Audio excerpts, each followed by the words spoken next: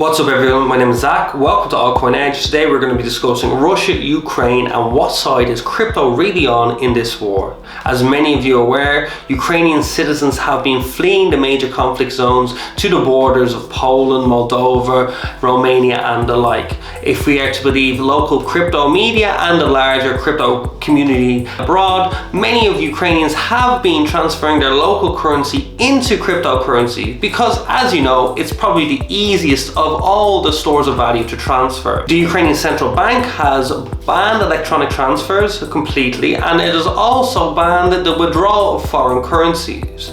There's an old adage in crypto, not your keys, not your coins, and I'm sure many Ukrainians are feeling that in one form or another, especially if they have wealth in their bank accounts that they cannot access.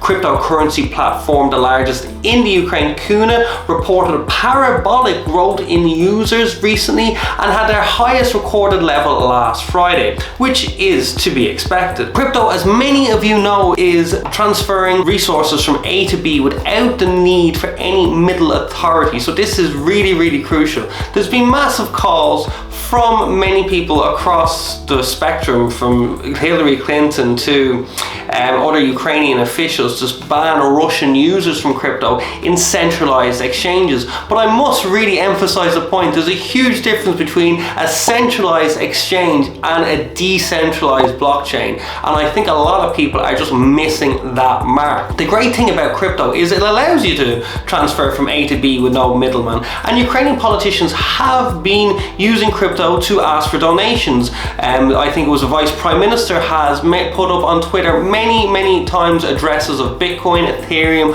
Polkadot, and the crypto community at large has answered the call. Donations have been flowing in thick and fast for the Ukraine, with the Comeback Alive campaign spearheaded by Pussy Riot member Nadia, I cannot pronounce your second name, raising $7.5 million for a Ukraine flag one-of-a-kind NFT. Are NFTs going to become the 21st century war bonds is an idea and topic floated around by some in the crypto community.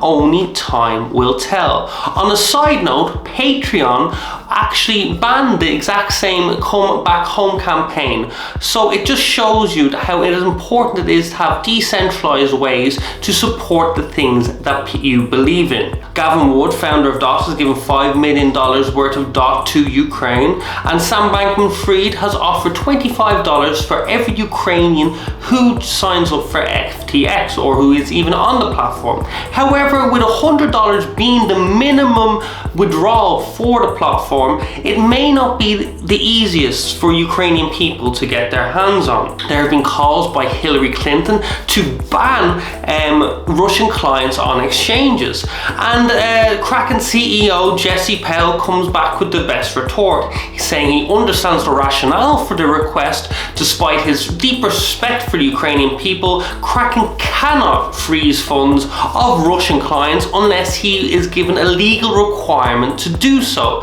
What is even more punchy, towards the end of his 6-tweet thread, he says, besides, if we're going to voluntarily freeze financial accounts of residents of countries unjustly attacking and promoting violence around the world, step one would be to freeze all US accounts. As a practical matter, that's just not a viable business opportunity for us. It just goes to show how little people like Hillary Clinton really know about crypto right now. Sanctions have been brought against the Russian Federation by entities like the EU, the US and the UK, with further field entities, governments and countries like Japan and Singapore throwing their weight behind the sanctions as well. China itself has remained quite quiet about the whole escapade, with its state media focusing primarily on the safety of Chinese citizens in the conflict zone. Russian banks, 7 of them, have been taken off the SWIFT protocol, a protocol by which international banks can communicate to each other. However, it must be said that 2 do remain. The Russian central bank has raised its interest rates overnight pretty much from 9.5% to 20%, with Paul Volcker, ex-Fed chairman, the only one in the West that can relate to such a rate increase. The Moscow Stock Exchange has itself shut down for the last couple of days, the first time since 1917. 2019, and we all know what happened after that. The ruble itself has been absolutely decimated, reaching record lows. Putin also decreed that citizens cannot take out more than $10,000 worth of currency, either foreign or ruble, from the country going forward. Dogecoin, the first meme coin, has actually exceeded the value of the Russian ruble, which comes as no surprise for me living in this timeline.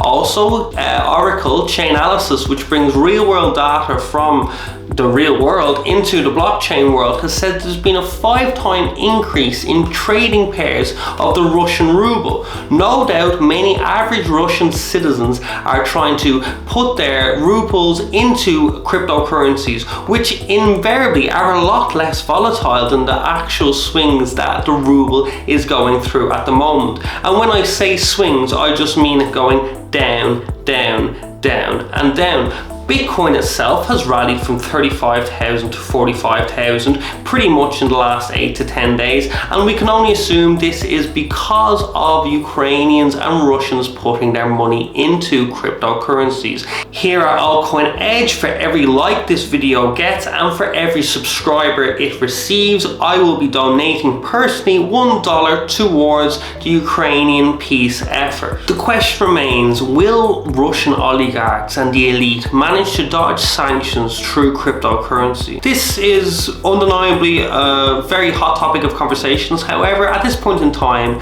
we just do not know. And the amount of money and wealth that is within Russia and available to these people far exceeds many of the entryways into the crypto ecosystem. So at this point in time, I will believe that it is somewhat of a null point. However, what is far more interesting is the individual on the Russian street, on the Ukrainian street, that is using cryptocurrency as a gateway and as a medium of value storage, because this is the first time that this has been utilized in the history of crypto. My name is Zach. You've been watching Altcoin Edge. Please do like and subscribe this video for more content.